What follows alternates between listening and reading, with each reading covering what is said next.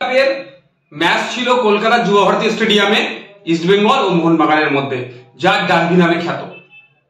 গতকালকে ম্যাচ বাতিল হয়েছে।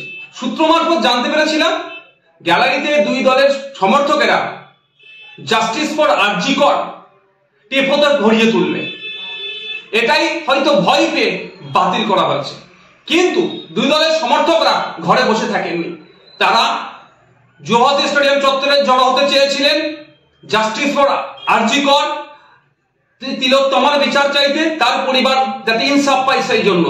তার সাথে পা মিলিয়েছিলেন ইস্টবেঙ্গল, মোহনবাগানের সাথে মহামারান স্পোর্টিং ক্লাব।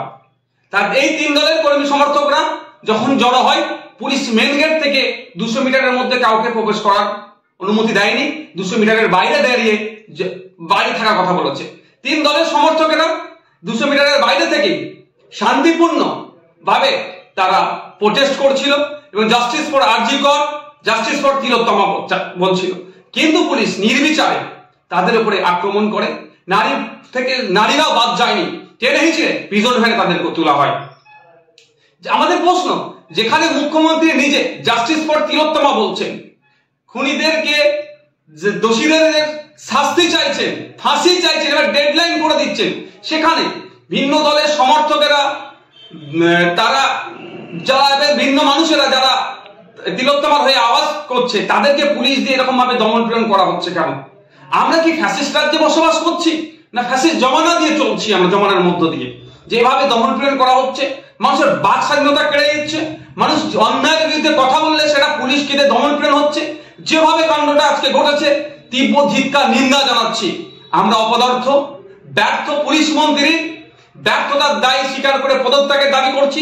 সাথে সাথে স্বাস্থ্যমন্ত্রীও এই দায়, এই যে ঘটনা আরজি করে ঘটেছে, এটা নতুন ঘটনা নয়, বিগত দিনে এই ধরনের অনেক ঘটনা স্বাস্থ্য কেন্দ্রগুলোতে রিলেটেড ঘটছে, সম্পূর্ণরূপে ব্যর্থ হয়েছে। স্বাস্থ্যমন্ত্রীরও পদত্যাগ দাবি করছি এবং সাথে সাথে একটু রাজ্যের মুখ্যমন্ত্রীকে স্মরণ করে দিতে চাই যে পৃথিবীতে যত ফ্যাসিস্টরাই ছিল না কেন, তারা বিভিন্ন সময় গুন্ডা মস্তান পুলিশ প্রশাসনকে কাজে লাগিয়ে মানুষের বাক স্বাধীনতা কেড়ে নেওয়ার চেষ্টা করেছে, মানুষকে দমিয়ে রাখার চেষ্টা করেছে, কিন্তু নির্দিষ্ট সময় পরে কিন্তু সেই ফ্যাসিস্টদের পতন হয়েছে। আমরা চাই না পশ্চিম বাংলার মানুষ এই ধরনের কোনো কিছু করুক। আর আমরা আশা করবো রাজ্য সরকারের কাছে, রাজ্য সরকারের প্রধান যিনি আছেন তার কাছে আশা করবো মানুষের বাক স্বাধীনতাতে কোনো রকম ভাবে না হস্তক্ষেপ হয়, সেটা আপনি ভালো করে দেখবেন।